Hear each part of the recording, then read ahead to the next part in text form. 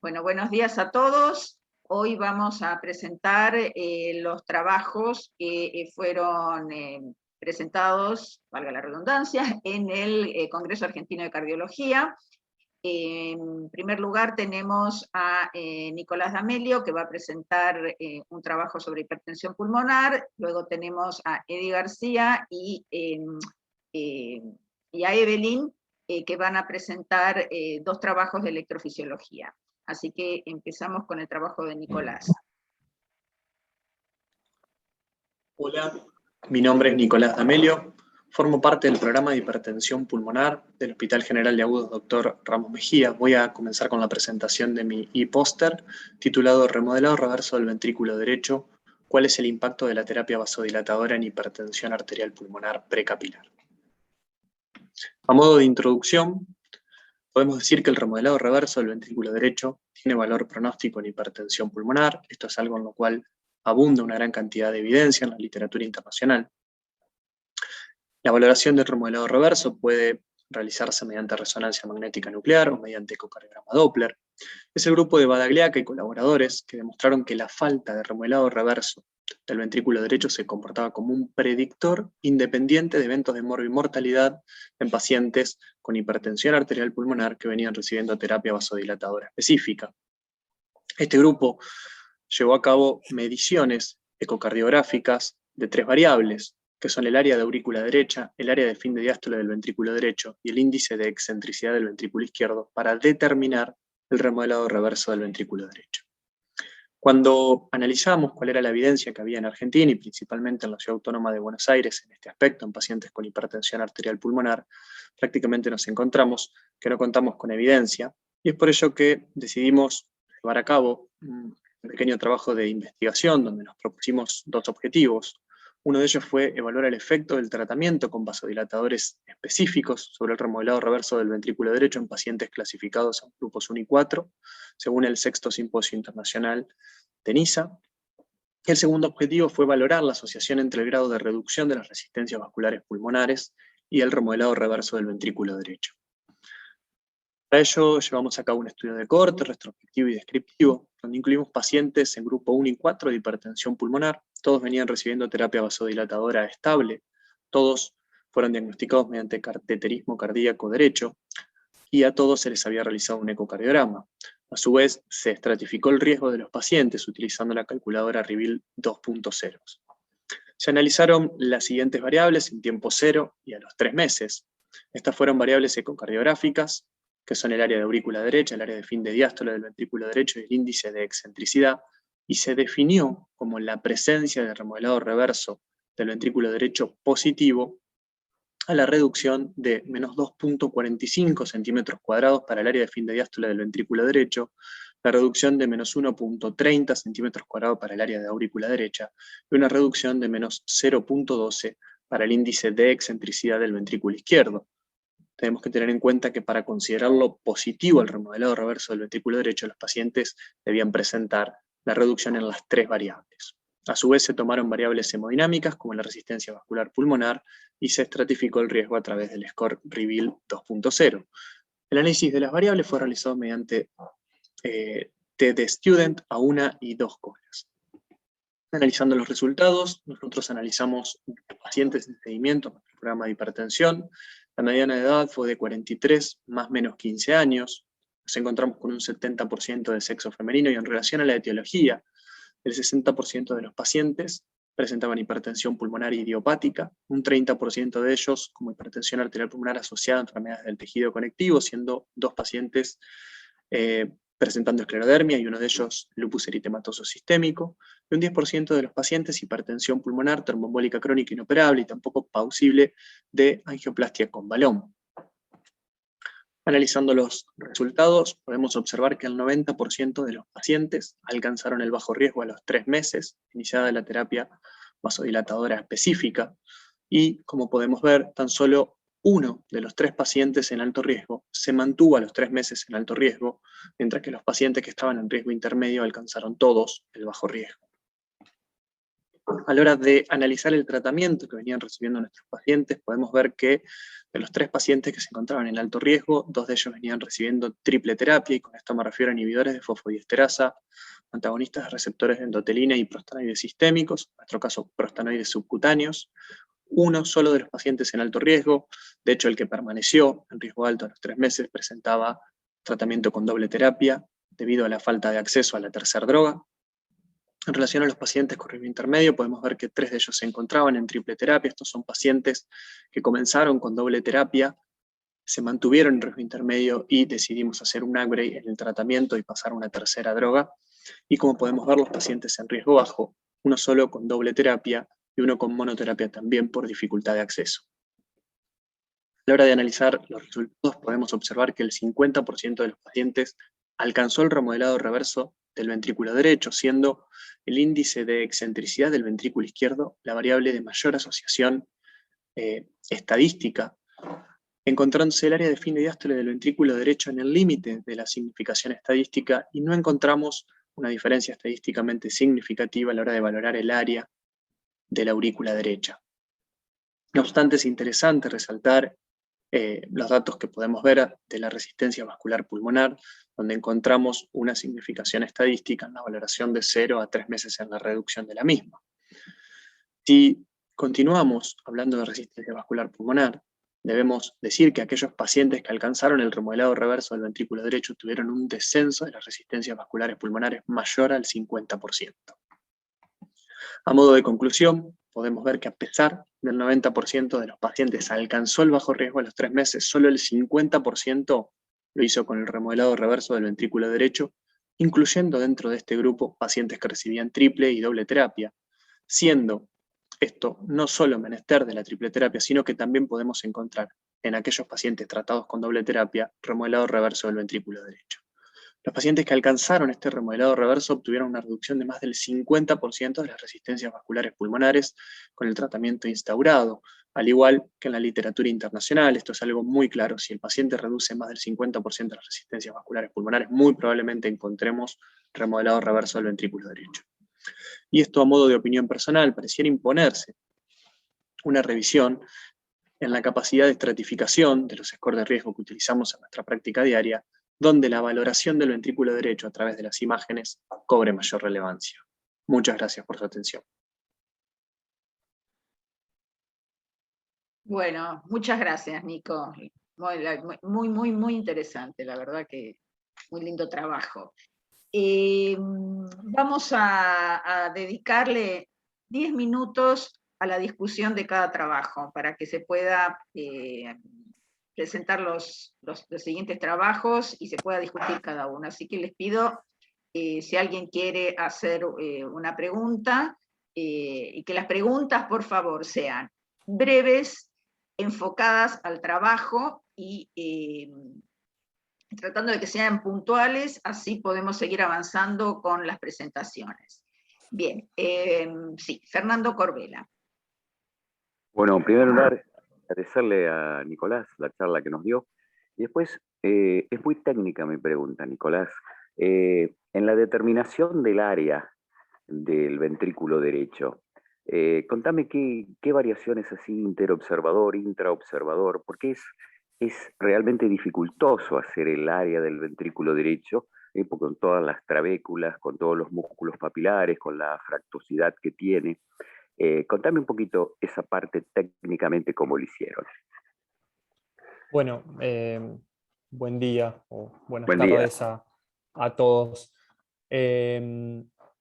Particularmente, obviamente que nosotros trabajamos con toda la gente de ECO, pero para poder, digamos, llevar a cabo estas mediciones, nosotros tenemos una especie de modus operandi, donde los días lunes son los días que realizamos los cateterismos en general en el hospital, y ese mismo día citamos a los pacientes para también hacer su análisis de laboratorio, el test de marcha, que es algo que no discutimos acá, y ahora voy llegando a la pregunta, también el ecocardiograma. En relación a la variabilidad interobservador, la verdad que al 100% de los ecocardiogramas, si mal no recuerdo, por lo menos en la valoración a los 3 meses, fueron realizados por el mismo operador, que en este caso fue Germán Souto, que él está los lunes por la tarde. Así que citamos a los pacientes para que luego de realizarse el cateterismo se realice la medición ecocardiográfica.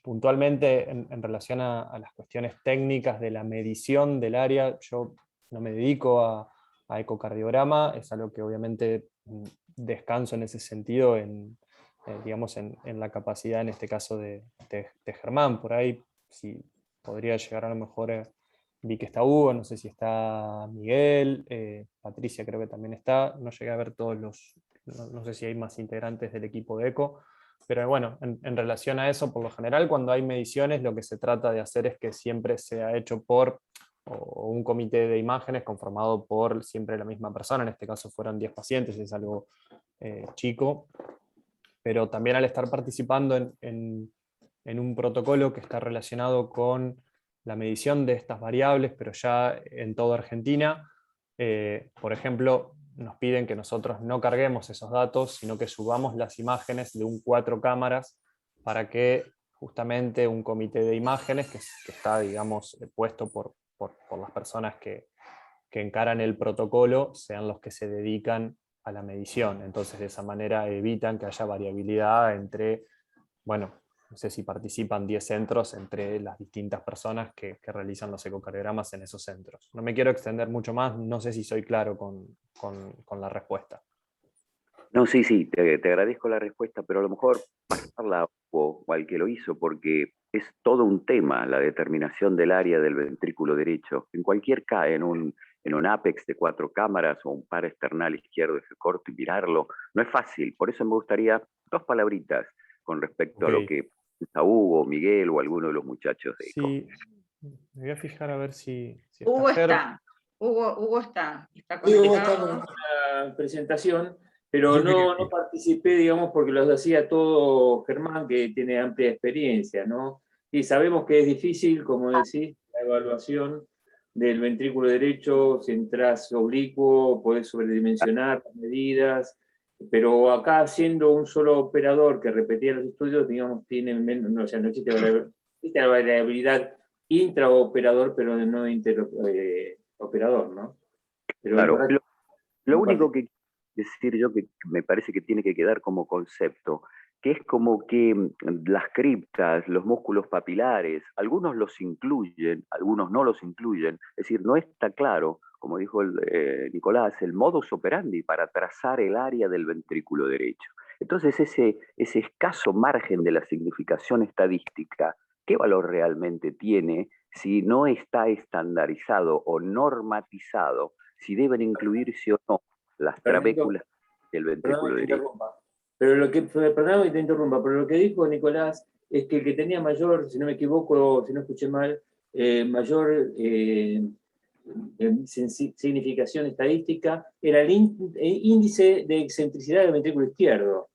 No, sí. Y ese no tiene tanta variabilidad, porque es un eje corto, y por eso probablemente sea el que sea mejor, porque prácticamente vos tenés experiencia, sabés que no hay mucha diferencia en el índice de excentricidad cuando uno dice, pusiste el ventrículo izquierdo, ya en el paciente no hay variabilidad. Por eso es el que dio mejor, seguramente. Sí, pero bueno, están evaluando cosas. A ver, Benchu, contame. No, yo quería primero felicitarlo a Nicolás y después, bueno, que es una pregunta muy técnica quizá para esta presentación.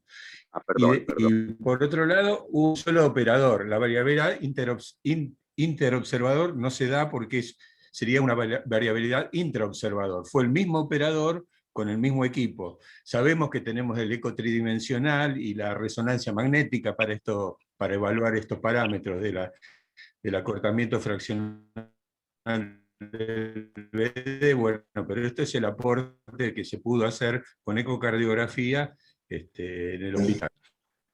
Bueno, gracias.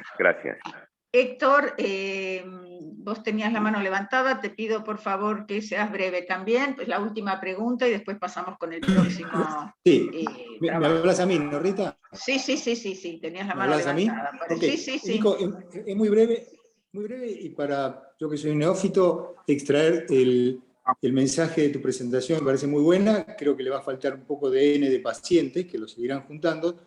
Tu propuesta es que incluir un score ecocardiográfico en la valoración REVEAL, que vos proponés como la estandarizada mundialmente, tiene un alto valor de especificidad para reducción significativa de resistencias vasculares pulmonares, y que tu propuesta es que incluyendo algunos scores ecocardiográficos se podría mejorar el pronóstico. ¿Entendí bien el concepto de tu presentación o no? Héctor, sí, creo que es la parte más interesante. Sí. Por supuesto que el trabajo carece de la potencia que uno quisiera por la cantidad de pacientes, eso está claro. Hoy ya podemos decir que esa paciente que nos había quedado en alto riesgo ya está con su prostanoide y tendríamos 2 pacientes más para incluir. Por supuesto, 12 pacientes tampoco harían una gran diferencia. Claramente la estratificación de riesgo hoy por hoy está bastante floja en relación a imágenes. Las únicas 2 variables que se valoran del ventrículo derecho, en verdad es el área de la aurícula derecha, que en nuestro caso no tuvimos significación, y es la presencia y o ausencia de derrame pericárdico. Esos son los únicos 2 puntos que se evalúan hoy por hoy con el ecocardiograma, por lo menos en los scores de riesgos europeos. El REVEAL es uno de los estandarizados, por ahí es el que tiene mejor área bajo la curva. El europeo también es un muy buen score. El francés podemos llegar a discutirlo porque en su versión no invasiva carece de datos hemodinámicos. El punto un poco final de todo esto es que con la terapia vasodilatadora estamos reduciendo la poscarga, ya sea estática o dinámica. En este caso solo valoramos la cuestión estática, que es la resistencia vascular pulmonar, y empiezan a haber varios ensayos clínicos randomizados que proponen como objetivos primarios la reducción de la resistencia vascular pulmonar. Y al ver un poco esto, ¿no? Una reducción del 50%, prácticamente lo que nos permite ver o tratar de asumir es que ese ventrículo derecho va a remodelar.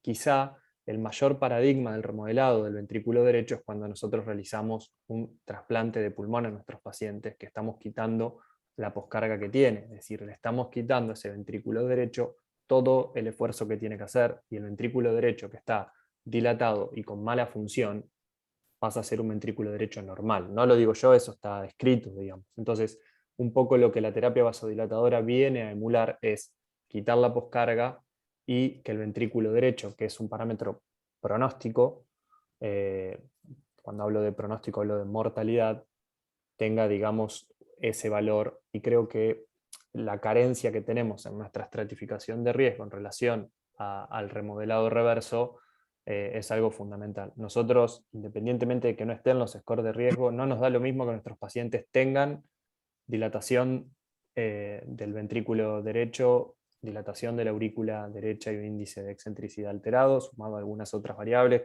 que las dejo ahí para no seguir, pero lo usamos mucho, digamos, al aporte que nos da el ecocardiograma en relación a la estratificación de riesgo. Bien.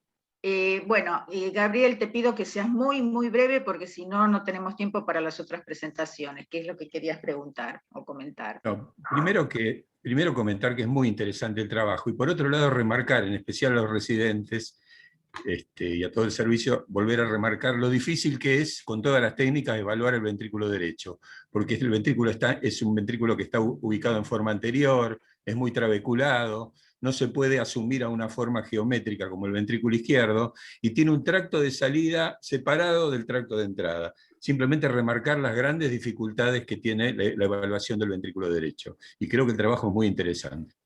Perfecto. Perfecto, muchas gracias. Bueno, gracias Nicolás, otra vez excelente tu presentación.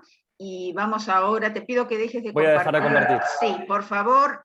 Y ahora le toca el turno a Eddie con su trabajo. ¿Vas a presentarlo directamente o vas a pasar el video? No, lo presento. Bueno, perfecto. Empezamos a empezar a compartir tu pantalla entonces. Sí.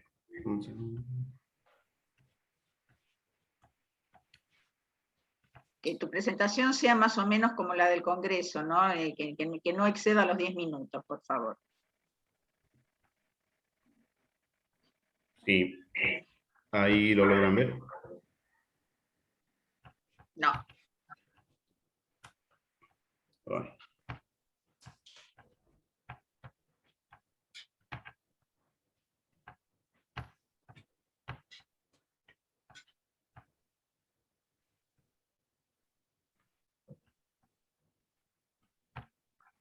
No logro conectarme.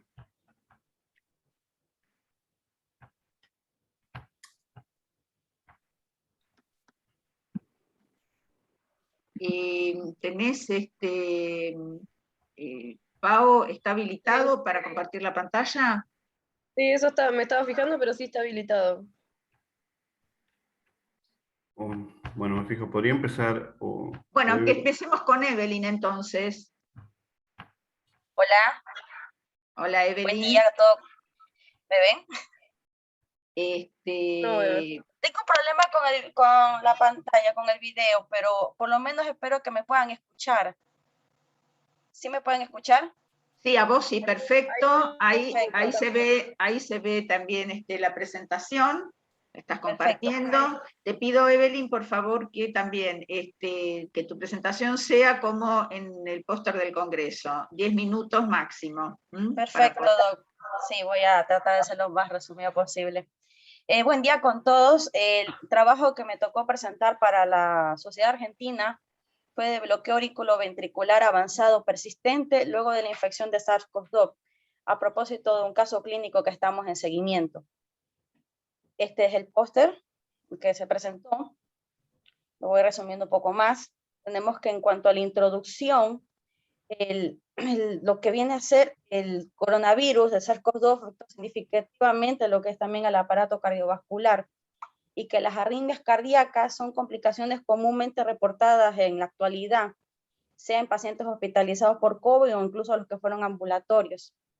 Existen reportes de casos aislados de pacientes que presentaron bloqueo AV transitorio durante la infección por SARS-CoV-2, pero sin embargo, el que se mantenga persistente este trastorno de conducción grave es aún poco conocida.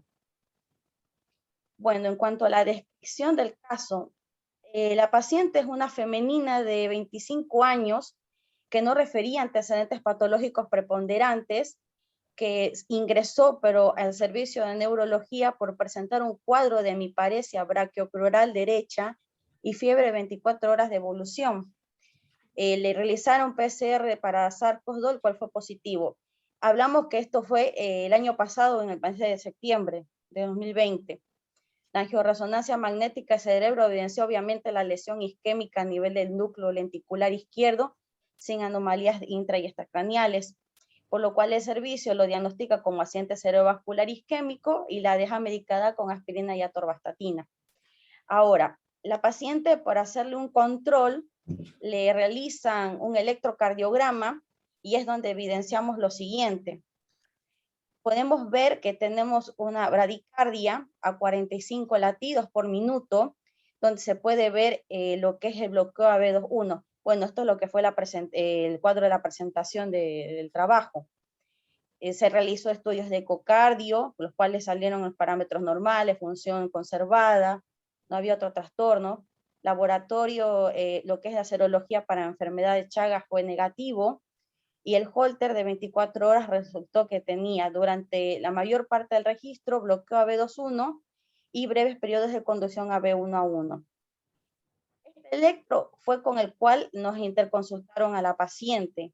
Pueden ver aquí lo que es la bradicardia con el bloqueo de 2.1 en lo que es a nivel de D2. La paciente en verdad que es asintomática. Le pedimos electrocardiogramas anteriores, no los tiene, pero refiere a haberse hecho un prequirúrgico para la cesárea de su primer nene, el cual aparentemente estaba todo dentro de lo normal. Continuamos estudiando a la paciente, le pedimos una resonancia cardíaca, lo que mostró que ambos ventrículos tenían los diámetros y volúmenes conservados, función sistólica conservada, pero a nivel ventrículo izquierdo presentaba hipocinesia anterior medial y apical.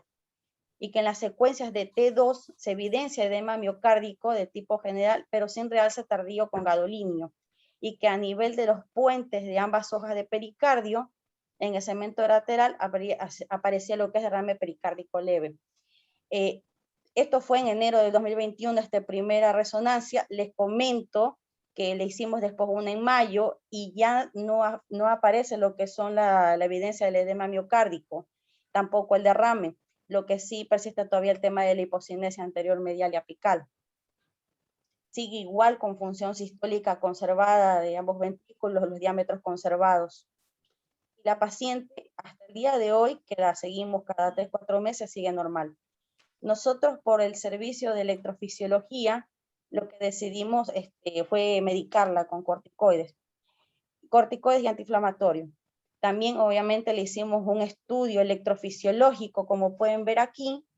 Tenemos lo que es el B5 que corresponde al electrocardiograma de base. Son dos imágenes ahí. Una acá arriba con la longitud de ciclo de basal a 950 milisegundos. Ven las líneas verdes que corresponden al GIS proximal y lo que es la línea moradita o lila, lo que corresponde a la aurícula derecha. Puede verse claramente lo que es el bloqueo 2.1 y abajo incluso hace episodios de 3.2 y 2.1. El resultado del estudio no tuvo disfunción del nodo sinusal, pero sí tiene bloqueo supresiano. Concluimos con esta paciente que la infección por SARS-CoV-2 afecta al sistema de conducción cardíaco y causa un bloqueo avanzado que puede persistir a largo plazo. Estos pacientes deberían de ser estudiados de manera minuciosa para evaluar la indemnidad del sistema de conducción cardíaco. Que si le hemos colocado marcapaso, no, porque al estar asintomática la paciente y al tener episodios en el cual conduce a B1-1 alterna a veces, entonces estamos decidiendo esperarlo un poco más porque igual es una mujer joven, asintomática totalmente. Los Holter se repite, incluso cada 4 meses sigue persistiendo el bloqueo 2.1 y lo que es en la ergometría se ve todavía, se visualiza el bloqueo, pero no le causa síntomas, lo único que a veces puede terminar la prueba por agotamiento de los miembros inferiores.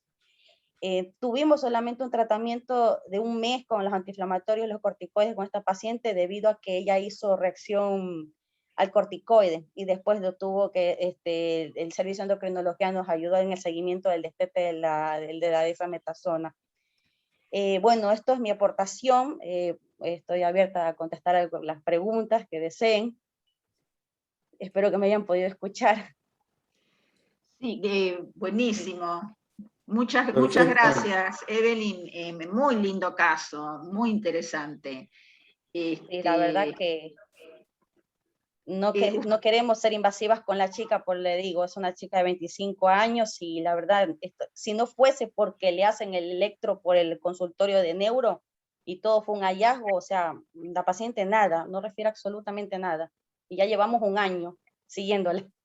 Ustedes que deben haber estudiado el tema, ¿encontraron alguna asociación entre ACV por COVID y trastorno de conducción en algún otro paciente? ¿Hay algún otro caso publicado?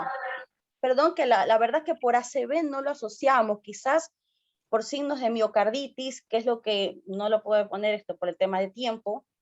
Había muchas literaturas que hablan de miocarditis y que por ahí puede ser que sea la afectación que tuvo esta paciente y que todavía siga un poco trastornado el sistema de conducción, a pesar que ya los signos de inflamación no continúen. No, yo lo que me refería, sí, ¿no? Obviamente que el trastorno de conducción es por una miocarditis, pero de casos que hayan tenido, hay muchos casos que hayan tenido simultáneamente ACV y miocarditis con trastorno de conducción en los pacientes con COVID.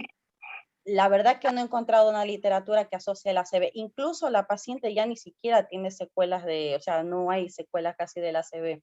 Fue como algo transitorio de poco tiempo. Bien. Fernando.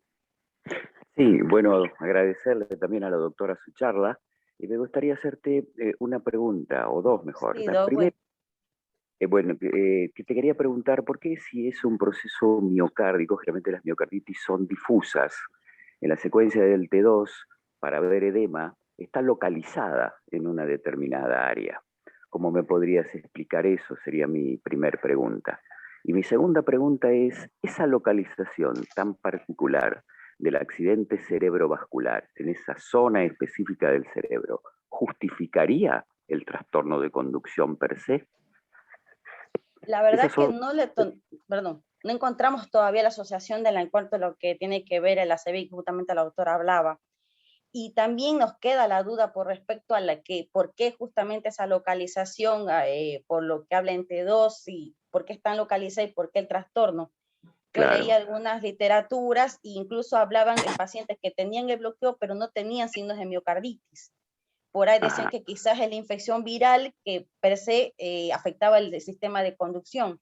Y aún así los demás estudios tampoco concordaban en qué es lo que por qué es que lo que causa el bloqueo, porque incluso las infecciones de familias de SARS-CoV-2, MERS, son más de taquiarritmias, pero sin embargo, SARS-CoV-2 es bradiarritmias en estos casos, y no precisamente tienen que tener comorbilidades, o sea, no precisamente esta paciente no las tenía. Y estamos todavía en estudio de ese tema, porque la verdad que al ser tan específico, por eso no podemos incluso tomar la conducta de colocarle un dispositivo. Claro. Claro, no sé si le puedo haber contestado su respuesta, Doc.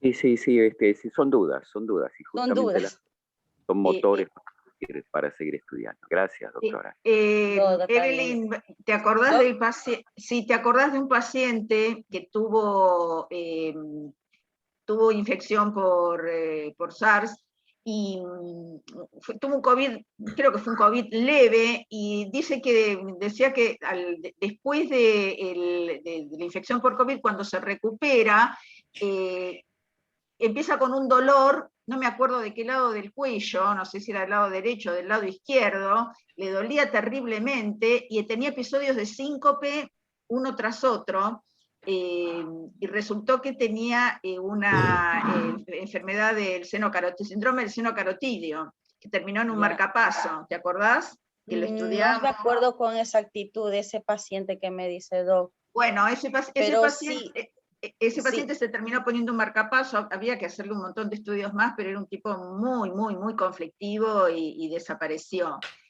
Pero también era el primer caso que vimos de síndrome del seno carotídeo después de COVID. Claro, yo en lo personal, en consultorio, y lo que hemos visto también es que lo que se visualiza post-COVID son las extrasistolias ventriculares, bigeminias, y lo que es la taquicardia postural, que se las ven en el test. Es mucha taquicardia postural, pacientes que no tenían, o sea, antes del COVID no tenían ningún síntoma, post-COVID los empiezan a desarrollar. Eso sí, en cuanto a lo que es eléctrico, pero de ese paciente le mentiría, no le quiero decir si me acuerdo qué paciente, capaz Eddie o Claudia se ha de acordar de paciente. Claudia lo atendía Claudia. Puede ser. Sí, lo atendía Puede ser Claudia, que sí. sí. Bueno, Hugo, ¿querés hacer algún comentario? Sí, está muy bueno, el caso muy interesante, Evelyn.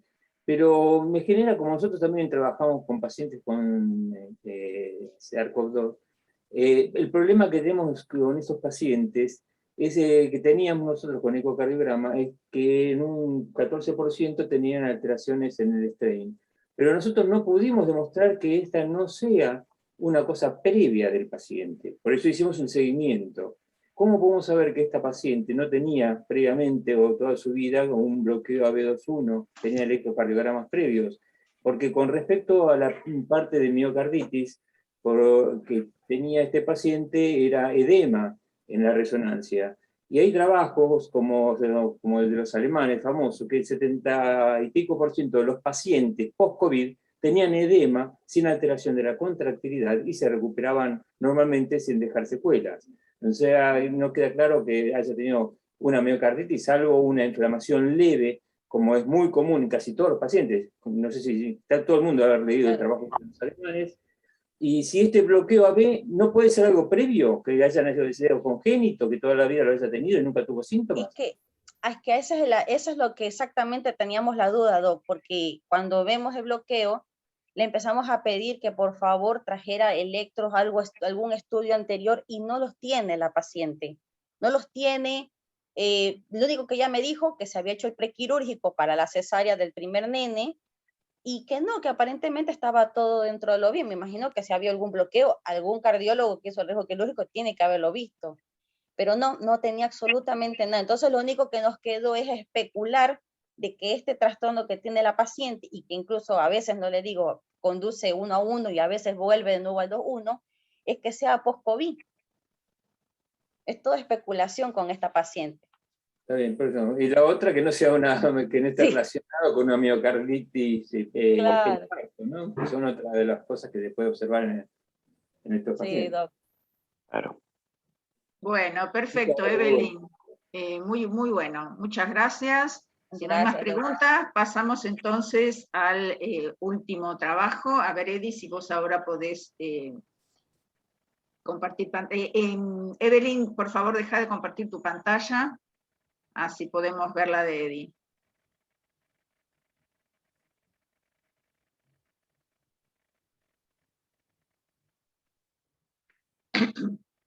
Evelyn.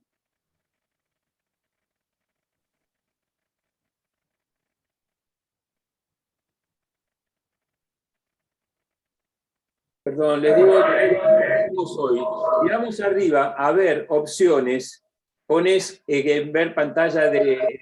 Sí, pero está bien. Automáticamente todos los que estamos viendo que quieran pueden ponerlo así. Entonces, ver opciones, pantalla compartida y seleccionar Edi. Y automáticamente vemos todos.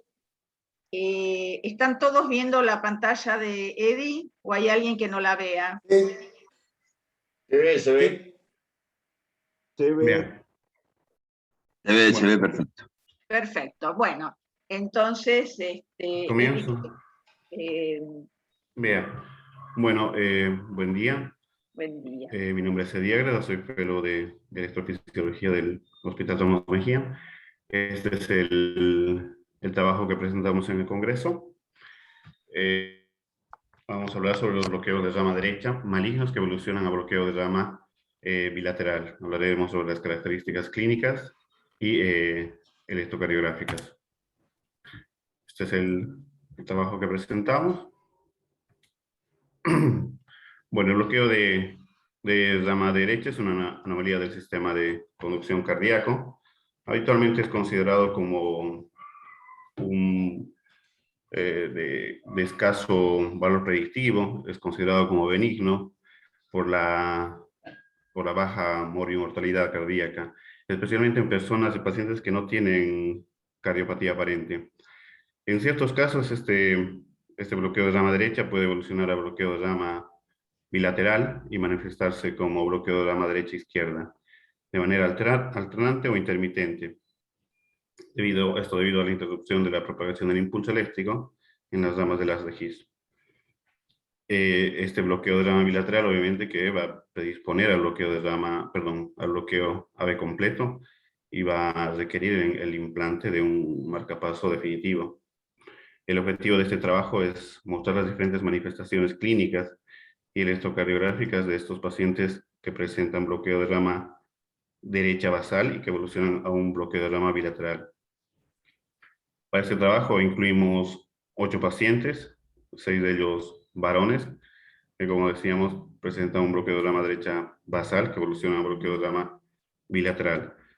A todos ellos les realizamos una evaluación clínica, solicitamos estudios complementarios, como electrocardiograma, Holter de 24 horas de 3 canales, ergometría, ecocardiograma Doppler y estudio electrofisiológico a 3 de ellos. Como decía, acá tenemos la tabla. Tuvimos 8 pacientes, la edad oscila entre 56 y 78 años, 6 de ellos hipertensos, 3 diabéticos, 4 con antecedentes de infarto de miocardio, una paciente portadora de valvulopatía, 3 sintomáticos, todos ellos con bloqueo de rama derecha, 4 de ellos con bloqueo de rama derecha enmascarado, 6 con un bloqueo anterior izquierdo. A 3 le hicimos estudio electrofisiológico que presentaban un HB prolongado. Y la función sistólica la media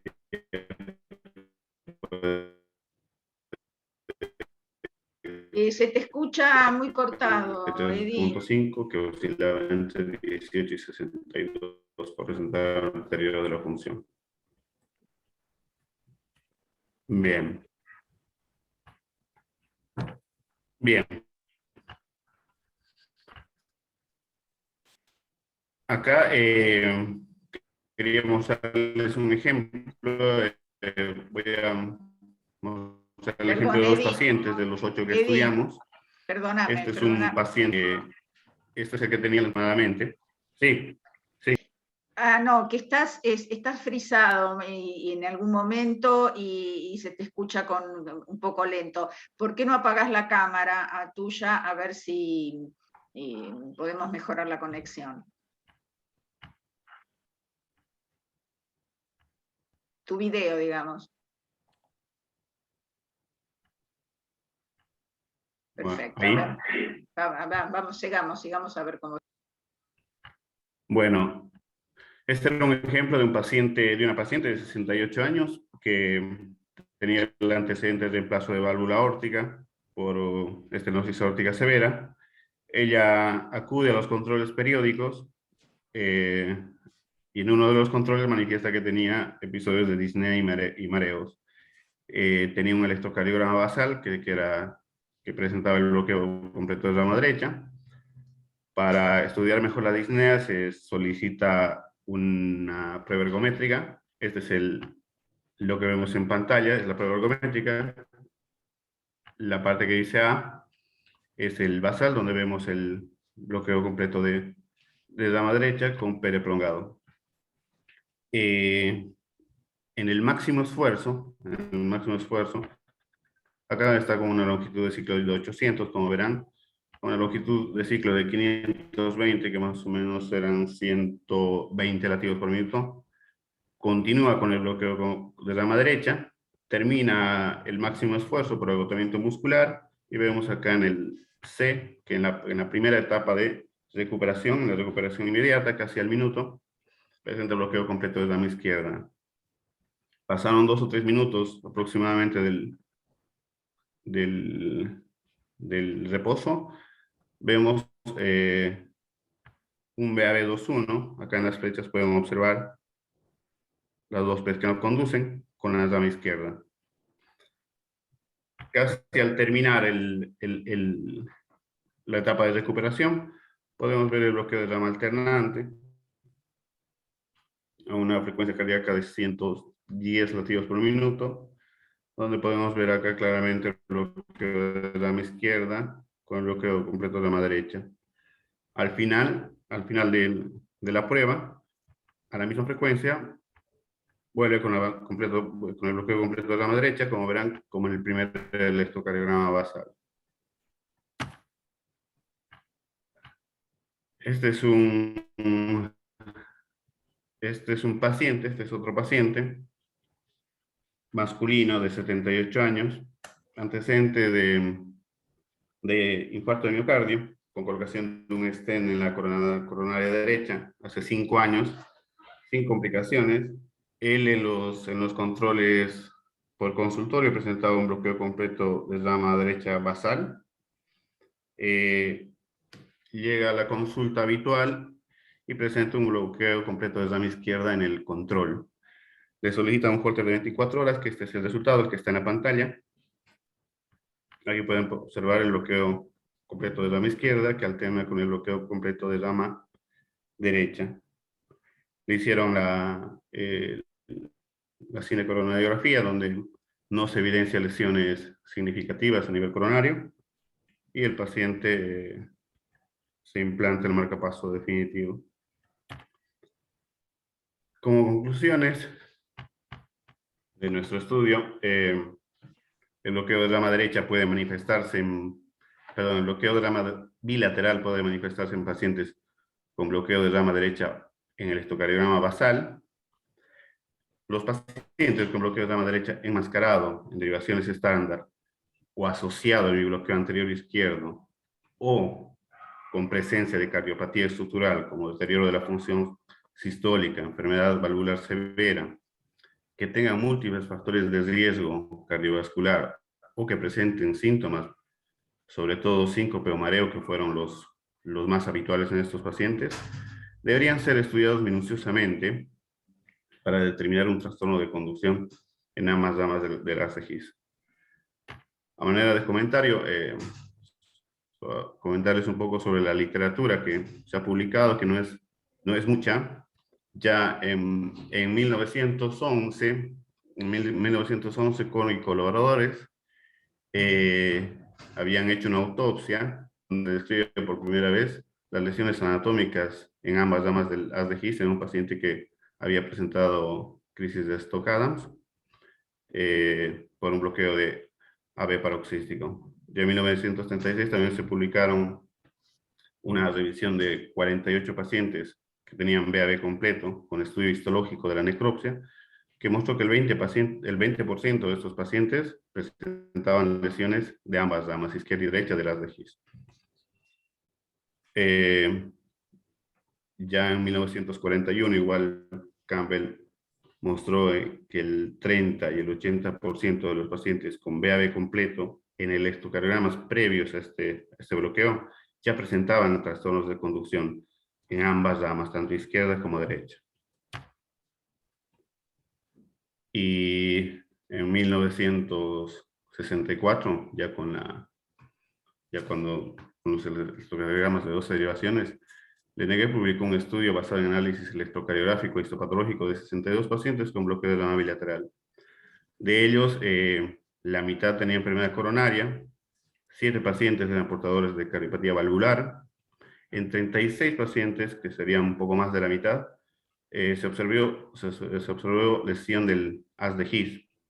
Y el compromiso de la rama derecha era más severo que el de la rama izquierda. Y en 59 de estos pacientes se observó destrucción total o subtotal de las fibras de la rama derecha. Mientras que en 33 pacientes se constató daño severo de la rama izquierda. El total de 28 pacientes habían presentado BAB completo de alto grado de manera permanente. Gracias, ese es el trabajo. Bueno, muchas gracias, Eddie. Te felicito. ¿Alguien tiene alguna pregunta para hacer con respecto a este caso, a este trabajo? ¿Hay alguien de electrofisiología que pueda hacer algún comentario aparte?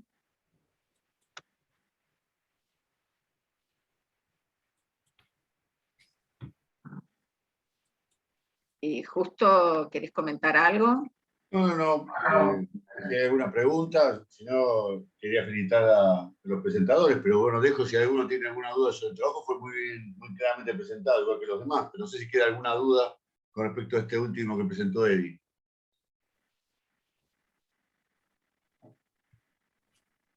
Hola, ¿se me escucha? Sí, perfecto, Nico. ¿Qué tal? Bueno, no, por ahí antes de que se haga el cierre, yo no voy a opinar de electrofisiología, simplemente quería aprovechar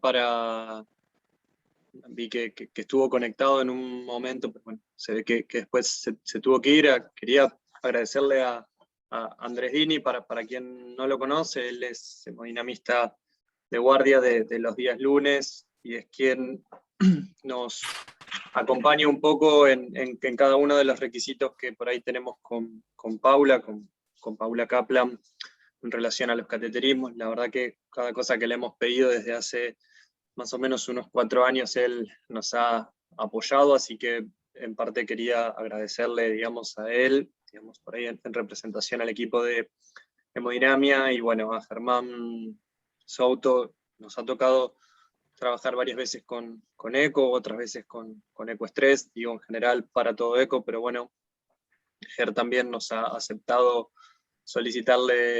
pedirle algunas medidas, y bueno, siempre con buena voluntad. Es un trabajo en equipo, sería difícil hacer todas estas cosas que hacemos solos, así que bueno, primero, nada, agradecer el trabajo en equipo, agradecerles a ellos puntualmente en representación por ahí a las secciones que están detrás de ellos, y bueno, nada, agradecer al trabajo en equipo. Creo que es la forma de trabajar para lograr grandes cosas. nada más. Bueno, gracias, Nico. Bueno, si no hay alguna... Como no hay imágenes, como no hay imágenes, no hay preguntas ni comentarios. No, me parece ¿puedo que hacer ya una estamos pregunta? en hora también. Bien. Aprovecho Sí, para sí. felicitar. Un pedido. Espera que Héctor quiere hacer un comentario. Sí. El trabajo que presentó Evelyn, ese caso en particular, me parece muy interesante y quizás con el seguimiento de ese caso, lo que preguntó Hugo, el tipo de bloqueo 2131, no me quedó claro si era infra o supraiciano. Me parece que es un caso, si tenía o no un aneurisma del septum. Me parece que ese caso en particular sería lindo presentarlo a futuro con la evolución total y discutirlo. Me parece un muy lindo caso. Eso nomás quería pedir si es posible.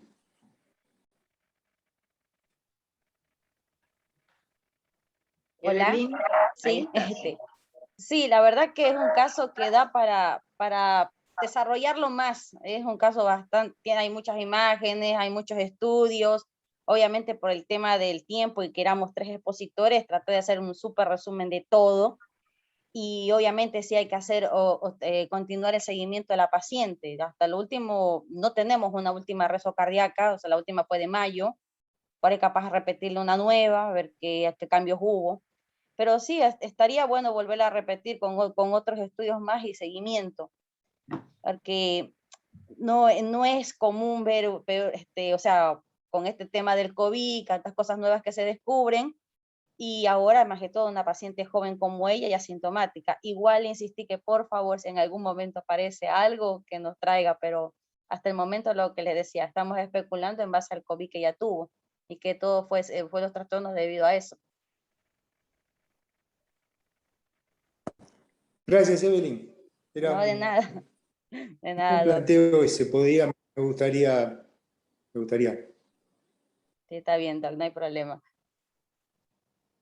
Bueno, ahora sí, entonces, justo...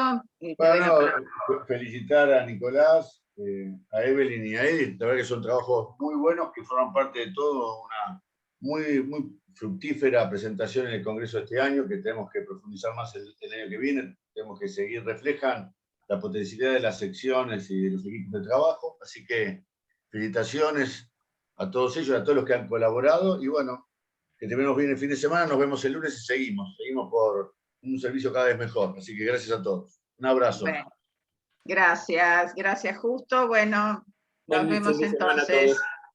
Gracias. Chao. Adiós, gracias.